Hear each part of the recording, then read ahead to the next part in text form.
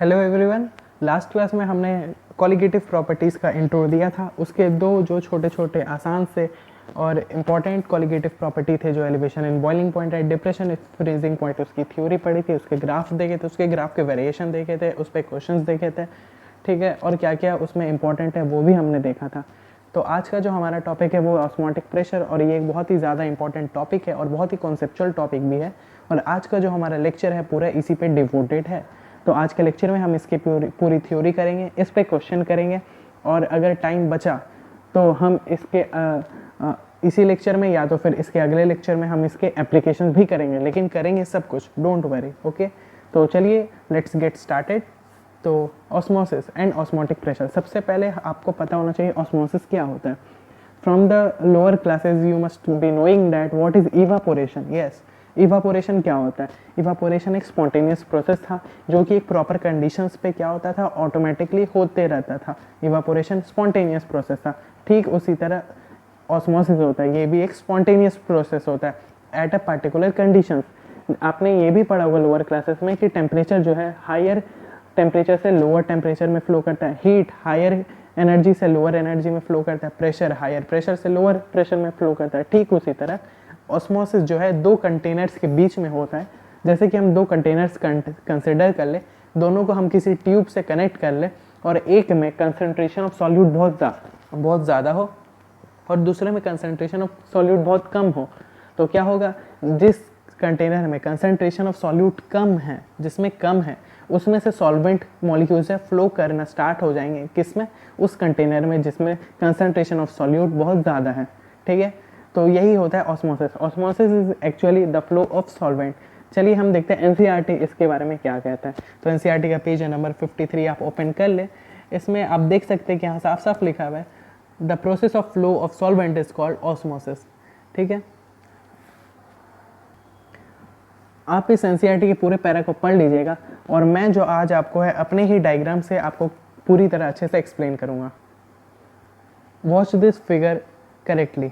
आप देख सकते हैं कि इस केस में दो कंटेनर हमने लिया है, एक कंटेनर ए है, एक कंटेनर बी है। कंटेनर बी में 1 kg ऑफ सॉल्ट है, कंटेनर बी में 1 kg of salt plus 10 litre of water है। 10 लीटर पानी में हमने 1 kg सॉल्ट घोला है, और दूसरे कंटेनर यानी एक कंटेनर में हमने 10 किलो सॉल्ट घोल दिया, वो भी सिर्फ 5 लीटर पानी में। ठीक है, तो इस केस में क्या है, कॉन्सेंट्रेशन ऑफ सॉल्यूट इधर ज़्यादा है और कॉन्सेंट्रेशन ऑफ सॉल्यूट इसमें बहुत कम है। इसका मतलब यहाँ पे सॉल्वेंट मॉलिक्यूल ज़्यादा है और यहाँ पे सॉल्वेंट मॉलिक्यूल्स जो कि यहाँ पे वाटर है वो बहुत कम है। यहाँ पे सॉल्वेंट ज़्यादा है और यहाँ पे सॉल्वेंट कम है, लेकिन यहाँ पे सॉल्यूट कम है और यहाँ पे सॉल्यूट ज़्यादा है। ठीक है, तो अकॉर्डिंग टू ऑस्मोसिस, ऑस्मोसिस क्या कहता है कि जिस कंटेनर में कंसंट्रेशन ऑफ सॉल्वेंट ज़्यादा होता है यानी कंसंट्रेशन ऑफ सॉल्यूट कम होता है, उसमें से जिसमें कंसंट्रेशन ऑफ सॉल्यूट कम है उसमें से सॉल्वेंट मॉलिक्यूल्स फ्लो होना चालू होते हैं उस कंटेनर से उस कंटेनर में जहाँ पे कंसंट्रेशन ऑफ सॉल्यूट बहुत ज़्यादा है। आप फिर से देखिए, इस कंटेनर में सॉल्यूट का मात्रा कम है, इस कंटेनर में सॉल्यूट का कंसंट्रेशन ज़्यादा है, तो सॉल्वेंट मॉलिक्यूल्स जिसमें सॉल्यूट का कंसंट्रेशन कम है वहाँ से अपोजिट वाले में फ्लो करना स्टार्ट होता है। ठीक है, तो दिस इज ऑस्मोसिस। अब आते हैं ऑस्मोटिक प्रेशर पे। अब हम जानते हैं कि ये जो फ्लो ऑफ सॉल्वेंट है ये स्पॉन्टेनियस प्रोसेस है, ये ऑटोमेटिकली हो रहा है, लेकिन अगर हमें इसे रोकना है, यानी कि जो फ्लो ऑफ सॉल्वेंट है, हम नहीं चाहते कि ये जो कंसंट्रेशन ऑफ सॉल्यूट है वो कम हो, यानी कि यहाँ पे हम सॉल्वेंट का फ्लो नहीं चाहते, इसे रोकना चाहते, तो हम क्या करेंगे, यहाँ पर जो आपको पिस्टन दिख रहा है इस पिस्टन को हम लोग डाउनवर्ड मूव करेंगे। डाउनवर्ड मूव करेंगे इसका मतलब जो प्रेशर है इस सॉल्यूशन कंटेनर ए के ऊपर उसे हम बढ़ा रहे हैं। हम जब प्रेशर बढ़ाएंगे, पिस्टन को डाउनवर्ड मूव करेंगे, तो एक ऐसा प्रेशर का वैल्यू आएगा, एक ऐसा प्रेशर का वैल्यू आएगा, एक ऐसा टाइम आएगा, एक ऐसा प्रेशर का पॉइंट आएगा जहाँ पे फ्लो ऑफ सॉल्वेंट, ये जो यहाँ पे फ्लो कर रहा है ना फटाफट, वो बंद हो जाएगा। Yes, the net flow of solvent molecules from container B to container A get stopped at a particular point of pressure. जैसे जैसे हम प्रेशर बढ़ाते जाते हैं तो एक ऐसा पॉइंट आएगा जब सॉल्वेंट मॉलिक्यूल्स जो है बी से ए में फ्लो करना बंद हो जाएंगे, तो वो जो प्रेशर होगा, वो जो पार्टिकुलर प्रेशर होगा, उसे ही हम कहेंगे ऑस्मोटिक प्रेशर। एक ऐसा प्रेशर का पॉइंट जहाँ पे ऑस्मोसिस स्टॉप हो जाता है उसे हम कहेंगे ऑस्मोटिक प्रेशर। आई होप कि आपको समझ आया होगा। अगर नहीं आया तो आप एक बार डाउट में पूछ लीजिए, तो मैं आपको और अच्छे से एक्सप्लेन कर दूंगा। ठीक है, एक बार फिर से एक्सप्लेन कर दूंगा। इस पे जो इंपॉर्टेंट पॉइंट्स है, चलिए हम वो देखते हैं। As the piston moves downward pressure increases, जैसे जैसे पिस्टन मूव करता है डाउनवर्ड प्रेशर इंक्रीज होता है and flow of solvent from B to A stops. ठीक है, फिर आता है pressure at which flow of solvent stops is called osmotic pressure. एक ऐसा प्रेशर का पॉइंट जहाँ पे ऑस्मोटिक प्रेशर यानी ऐसा पॉइंट जहाँ पे फ्लो ऑफ सॉल्वेंट स्टॉप हो जाता है उसे हम कहते हैं ऑस्मोटिक प्रेशर। ऑस्मोटिक प्रेशर का एकमात्र फॉर्मूला यही होता है pi equals to C R T. Pi होता है यहाँ पे ऑस्मोटिक प्रेशर, ऑस्मोटिक प्रेशर को हम पाई से डिनोट करते हैं।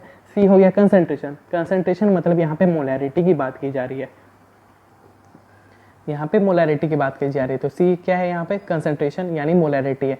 आर क्या है, आर है गैस कांस्टेंट और टी है temperature at kelvin, temperature in kelvin.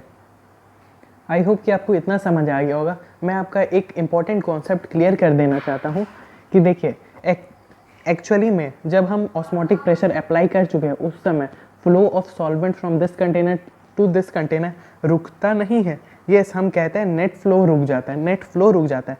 Actually क्या होता है ना कि सॉल्वेंट मॉलिक्यूल्स जब हम इसको कनेक्ट करते हैं, एक दूसरे को कनेक्ट करते हैं, तो उस टाइम क्या होता है सॉल्वेंट मॉलिक्यूल्स जो है इस कंटेनर से इस कंटेनर में फ्लो करना चालू करते हैं ज़्यादा रेट में, और इस कंटेनर से इस कंटेनर में भी उसी टाइम साइमल्टेनियसली फ्लो हो रहा होता है। लेकिन इस कंटेनर से इस कंटेनर में जो फ्लो होने का रेट है वो बहुत कम होता है in comparison to this container to this container.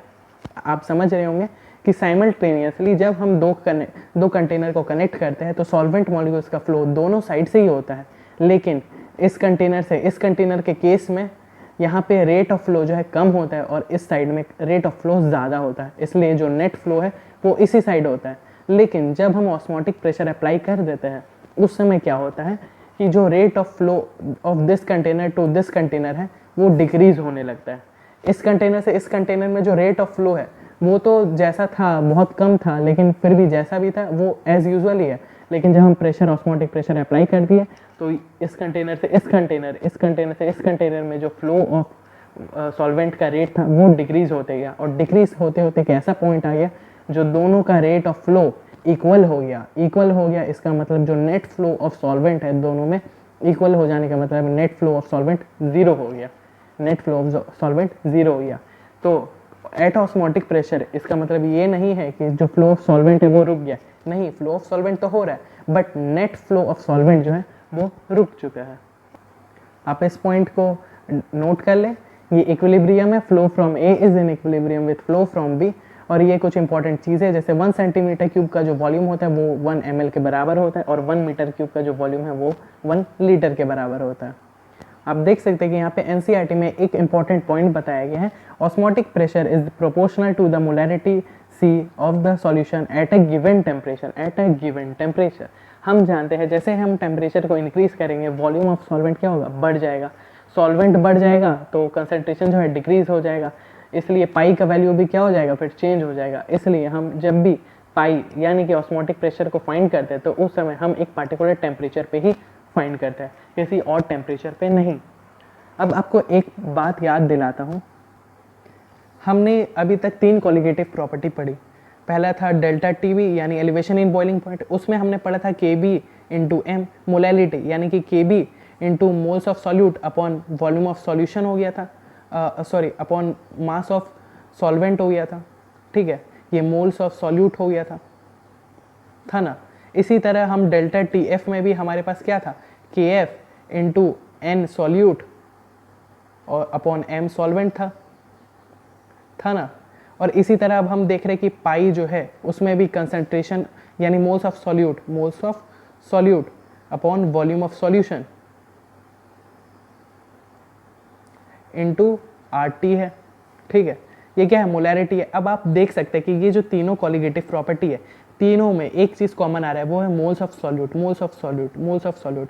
अब हम जानते हैं कि कोलिगेटिव प्रॉपर्टीज़ का तो मतलब ही यही होता है भाई, ये कोलिगेटिव प्रॉपर्टीज़ वही प्रॉपर्टीज़ होते हैं जो डायरेक्टली प्रोपोर्शनल रहते हैं किसके, अमाउंट ऑफ सॉल्यूट या फिर नंबर ऑफ सॉल्यूट मॉलिक्यूल्स पे, नंबर ऑफ सॉल्यूट एटम्स पे। तो लेकिन आप इस केस में ये भी देखें कि जब मोल्स ऑफ सॉल्यूट के बराबर है इसका मतलब जो कोलिगेटिव प्रॉपर्टी है वो डायरेक्टली प्रोपोर्शनल है moles of solute. Moles of solute यानी कि गिवन मास अपॉन मोलर मास, ठीक है, अपॉन मोलर मास होता है। डायरेक्टली प्रोपोर्शनल है मोल्स के, यानी कि given mass by upon molar मास के डायरेक्टली प्रोपोर्शनल होता है। इसका मतलब हमारे पास अगर कोई अननोन सॉल्यूट है तो हम कभी भी कॉलिगेटिव प्रॉपर्टीज़ का यूज़ करके उसका जो मोलर मास है वो फाइंड कर सकते हैं।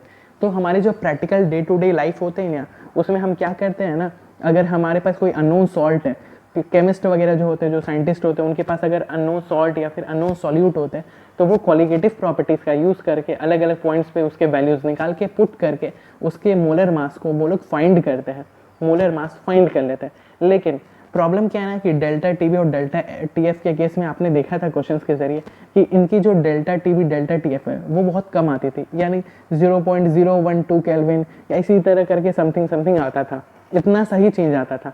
लेकिन जब हम प्रेशर की बात करते हैं, तो ऑस्मोटिक प्रेशर है ना, थोड़ा सा मोल्स की वेरिएशन करने से, यानी कि थोड़ा सा अमाउंट को अगर थोड़ा सा मास अगर आप चेंज कर दें, 0.01 ग्राम भी चेंज कर दें, तो प्रेशर का डिफरेंस जो है ना अच्छा खासा आ जाता है, 10 to 20 ATM आ जाता है। सिर्फ 1 ग्राम के आगे पीछे करने से, 1 ग्राम कम या फिर ज़्यादा कर देने से इसके जो प्रेशर में वेरिएशन है वो ज़्यादा आ जाता है। इसलिए हम जो मोलर मास है वो ज़्यादा एक्यूरेटली फाइंड कर सकते हैं जब हम ऑस्मोटिक प्रेशर को यूज़ करें। लेकिन जब हम इन चीज़ों को यूज़ करेंगे तो हमारा इसका वैल्यू जो है बहुत कम आता है, जिसके कारण मोलर मास जो है एग्जैक्ट कैलकुलेशन में बहुत प्रॉब्लम होती है। लेकिन पाई के केस में इसका जो वेरिएशन है वो बहुत ज़्यादा आता है इन कंपेरिजन टू दिस। इसलिए हम जनरली प्रैक्टिकल लाइफ में कभी भी अगर हमें मोलर मास ऑफ सॉल्यूट अगर फाइंड करना है, मोलर मास, तो हम जनरली ऑस्मोटिक प्रेशर को ही हमेशा कंसिडर करते हैं, चाहे वो प्रोटीन्स हो गए, बायोमोलिक्यूल्स हो गए, जो लार्ज मॉलिक्यूल्स हो गए, सब कोई को हम फाइंड करने के लिए, सबका मोलर मास फाइंड करने के लिए ऑस्मोटिक प्रेशर का यूज़ करते हैं। And this is what that NCERT has all given. आप इस पैरा को, इस पेज को, पेज नंबर 52 53 को आप पूरी रीड कर ले, आपको सब कुछ समझ आ जाएगा। इसमें जो कुछ भी था मैंने पूरी एनालिसिस के साथ आपको सब कुछ बता दिया। एक पॉइंट मुझसे छूट गया है यहाँ पे, ये जो बीच में आप देख रहे हैं एसपीएम, ये एसपीएम क्या है भाई? एसपीएम होता है semi permeable membrane. Full form तो यार सबको को पता है, मेन चीज़ बताओ मुद्दा क्या है। देखो एसपीएम का काम होता है ना कि सॉल्यूट और सॉल्वेंट मॉलिक्यूल्स को अलग अलग सेपरेट करके रखना। इसका मतलब जब हमारे पास फ्लो ऑफ सॉल्वेंट हो रहा था इस कंटेनर से इस कंटेनर में, लेकिन हमारे पास सॉल्यूट का भी तो हो सकता है, नमक भी इस कंटेनर से इस कंटेनर में फ्लो करिए हो, सॉल्यूट भी फ्लो करिए हो। लेकिन एसपीएम जो है ना एक तरह का फिल्टर होता है, एक तरह का फिल्टर पेपर या समथिंग होता है। तो वो क्या करता है ना, सिर्फ सॉल्वेंट मॉलिक्यूल्स को ही अलाउ करता है इस कंटेनर से इस कंटेनर में जाने के लिए। एसपीएम बहुत सारे तरह के हो गए, जैसे पेज नंबर 52 में आप देख सकते हैं कि यहाँ पे बहुत सारे एग्जांपल्स दिए हुए, जैसे मेम्ब्रेन्स हो गए, एनिमल, वेजिटेबल, ऑनियन हो गया, पिग ब्लैडर हो गया, इसी तरह करके बहुत सारे एग्जांपल्स होते हैं। सेलोफेन पेपर्स होते हैं और बहुत सारे चीज़ें होते हैं जो कि इस एसपीएम को बनाते हैं। एसपीएम क्या होता है? स्मॉल होल्स का एक कॉम्बिनेशन होता है, कनेक्शन होता है, नेटवर्क होता है जो सॉल्यूट मॉलिक्यूल्स को अलाउ नहीं करता है एक कंटेनर से दूसरे कंटेनर में जाने का, बट सॉल्वेंट मॉलिक्यूल्स को करता है। तो चलिए देखते हैं इस पे क्वेश्चन। आज के लेक्चर में हम बस इस क्वेश्चन को कर लेंगे और नेक्स्ट लेक्चर में जो है हम करेंगे कि जो टाइप्स ऑफ ऑस्मोटिक प्रेशर के सॉल्यूशन होते हैं जिन्हें हम हाइपरटोनिक, हाइपोटोनिक और आइसोटोनिक बोलते हैं, उसे हम क्या कहते हैं, वो क्या होते हैं, नहीं होते, फिर उसके जो अलग अलग बहुत सारे एग्जांपल्स है भाई प्रैक्टिकल लाइफ में जो बहुत काम के और बहुत इंपॉर्टेंट भी है, सिर्फ काम के नहीं, बहुत इंपॉर्टेंट है। तो उसे हम नेक्स्ट लेक्चर में देखेंगे। आज के लेक्चर में हम इस पे जो सिंपल सा क्वेश्चन जो जनरली पूछा जाता है, हाँ भाई आपको ये क्वेश्चन बड़ा सिंपल लगेगा लेकिन यही सच है कि यही पूछता ही है, इससे ज़्यादा और कुछ है ही नहीं इसमें पढ़ने के लिए। तो चलिए इस क्वेश्चन को रीड कीजिए, पेज नंबर 54 पे। 200 centimeter cube of an aqueous solution of protein contains 1.26 gram of the protein. The osmotic pressure of such a solution at 300 Kelvin is found to be 2.57 into 10 power minus 3 bar. Calculate the molar mass of protein. देखा इसने भी molar mass of protein को, molar mass of solute को calculate करने के लिए पाई का use किया। तो हमारे पास क्वेश्चन में क्या गिवन है, हमेशा सबसे पहले क्वेश्चन में जो गिवन है वो लिख ले, आपको पता ही है। तो हमारे पास दिया हुआ है पाई यानी ऑस्मोटिक प्रेशर का वैल्यू, फिर volume of solution 1 centimetre cube यानी कि 1 ml होता है, मैंने आपको बताया था। तो 200 सेंटीमीटर क्यूब यानी 200 ml यानी 0.2 लीटर हो गया। टेम्परेचर हमेशा केल्विन में रख रहे हैं 300 केल्विन। आर यहाँ पे गैस कांस्टेंट 0.083 लीटर बार पर मोल पर केल्विन दिया हुआ है। फिर अब हमें क्या निकालने बोला है क्वेश्चन में, हमें क्वेश्चन में बोला कि मोलर मास ऑफ सॉल्यूट निकालना है। और हमारे पास देखिए, हमारे पास अगर पाई गिवन है, इसका सीधा सीधा मतलब है हमें ऑस्मोटिक प्रेशर का फॉर्मूला लगाना है। अगर आपके पास एग्जाम में क्वेश्चन आएगा तो एग्जाम के क्वेश्चन के पेपर में बगल में नहीं ना लिखा हुआ रहेगा कि भाई ये सॉल्यूशन चैप्टर का है या फिर आपको ऑस्मोटिक प्रेशर लगा के सॉल्व करना है, आपको खुद गेस करना पड़ेगा। तो देखिए भाई सीधी सी बात है, हमारे पास ऑस्मोटिक प्रेशर दिया हुआ है तो उसे सजाने के लिए नहीं दिया, हमें उसे यूज़ करना है। इसका मतलब हमें ऑस्मोटिक प्रेशर का जो केस है उस केस में हम जानते हैं कि उसमें मोलर मास ऑफ सॉल्यूट उसे निकाला भी जाता है, तो उस फॉर्मूला को अप्लाई करना बनता है भाई। तो पाई का फॉर्मूला क्या होता है, given mass upon volume of solution upon molar mass into 1000 into R T. Pi equals to C R T होता है ना भाई, ये पूरा सी है मतलब मोलरिटी है। Given mass upon molar mass of solute हो गया, ये गिवन मास ऑफ सॉल्यूट हो गया, ये हो गया मोल्स, ये हो गया वॉल्यूम, और ml में है तो लीटर में करने के लिए ये। तो हमारे पास लीटर में ये तो सीधा इसके जगह 0.2 पुट कर देंगे। और गिवन मास अपॉन मोलर मास, तो गिवन मास हमारे पास कितना दिया हुआ है, यहाँ पे गिवन मास कितना है हमारे पास 1.26 ग्राम देखिए दिया हुआ है, 1.26 ग्राम दिया हुआ है। तो यहाँ पे हम 1.26 ग्राम रख देंगे। m हमें निकालना है, पाई भी दिया हुआ है, r का वैल्यू भी दिया है, t भी दिया है, तो भाई m नहीं आ जाएगा। वही चीज़ इसने भी किया और इसी तरह निकाल दिया। देखा, इतने ही आसान क्वेश्चंस होते हैं और इतने ही आसान क्वेश्चंस आपको बाकी भी मिलेंगे। थोड़ा बहुत वेरिएशन रहता है, डेटा देने का तरीका अलग से हो सकता है, डेटा देने का तरीका अलग हो सकता है, लेकिन फॉर्मूला तो भाई वही लगाना है, pi equals to C R T, और उसी से क्वेश्चन बनना है। चैप्टर के एंड में मैं आपको बहुत सारे और भी क्वेश्चंस कराऊंगा, अलग अलग हमारे जो कोटा में पढ़ाए जाते हैं, अलग अलग कॉम्पिटिटिव लेवल में किस टाइप के क्वेश्चंस पूछते हैं वो भी मैं आपको दिखाऊंगा। लेकिन चैप्टर एंड होने के बाद अभी आप क्या कीजिए, जैसे जैसे चैप्टर चल रहा है साथ में एनसीईआरटी के भी क्वेश्चंस करते जाइए। जो भी डाउट आता है आप कमेंट सेक्शन में पूछ सकते हैं, चाहे हमारा टेलीग्राम लिंक भी डिस्क्रिप्शन में दिया हुआ है, उसे जाके ज्वाइन करें। भाई ज्वाइनिंग फीस भी नहीं है, किसी चीज़ का हमारे चैनल के किसी भी लिंक में किसी भी ग्रुप में कोई तरह का फीस नहीं मांगा जाता है। Absolutely everything is free bro. Unacademy और बायजूस न जाने कितने सारे वेबसाइट्स में आपको पता है अंतर क्या होता है, वो लोग सब कुछ प्रोवाइड नहीं करते। ये जो डीपीपीज है, क्वेश्चंस है, सॉल्यूशंस है इनफैक्ट, और 1-to-1 इंटरेक्शन, वो सब वो पेड वर्जन में ही प्रोवाइड करते हैं। लेकिन हम सब भाई सब कुछ वो जो मटेरियल्स देते हैं वो सब कुछ प्रोवाइड करें। इनफैक्ट उनका जो कंटेंट है वीडियो का वो भी हम प्रोवाइड कर ही रहे हैं, साथ साथ आपके लेवल वाइज हम उसे बढ़ा रहे धीरे धीरे करके, सब कुछ प्रोवाइड करें वो भी फ्री में। So stay tuned and thanks for having patience.